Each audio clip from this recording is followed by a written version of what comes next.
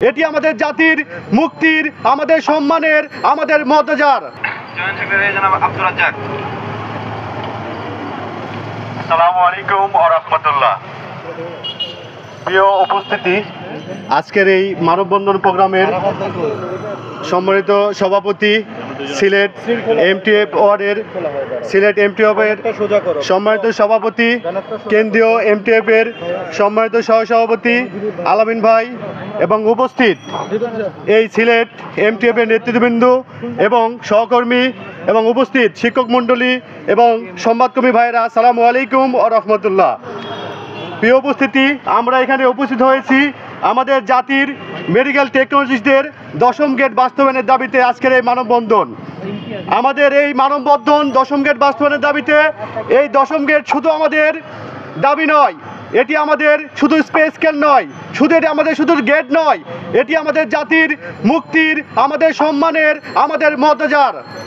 প্রিয় উপস্থিতি, এই দাবি আমাদের বিভিন্ন সমস্যা থেকে উত্তরণের একটি প্রথম ধাপ। প্রিয় উপস্থিতি, আমাদের এই 10ম গেট বাস্তবায়নের যে ট্রেনটি, সেই ট্রেনটি অনেক আগেই শুরু হয়েছে।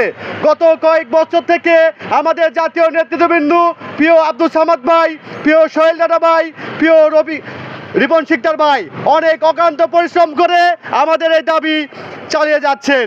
আমাদের যে ট্রেন চলমান, সে ট্রেন এখন জনপ্রশাসন মন্ত্রণালয়ে অবস্থান রয়েছে। প্রিয় উপস্থিতি, আমরা দেখেছি একটি মহল ষড়যন্ত্র করে আমাদের এই দাবিকে বাস্তবায়নের পথ থেকে সরিয়ে দিয়ে তারা যাচ্ছে। এবং আমরা দেখতে পাচ্ছি আজকে আমাদের এই জাতীয় যে আন্দোলন চলে জাতির স্বার্থে, পেশার স্বার্থে, সেই আন্দোলনেও তারা কুচক্রি করে আমাদের দাবিকে পিছিয়ে ফেলার জন্য তারা আজকে আমাদের সাথে কাতারে ঐক্যবদ্ধ হবে না নেমে তারা নিজেরা আলোচনার মাধ্যমে একটি নাটক তৈরি করছে। আমরা তীব্র নিন্দা ও প্রতিবাদ জানাই। আমরা আশা করি এখনো সময় আছে।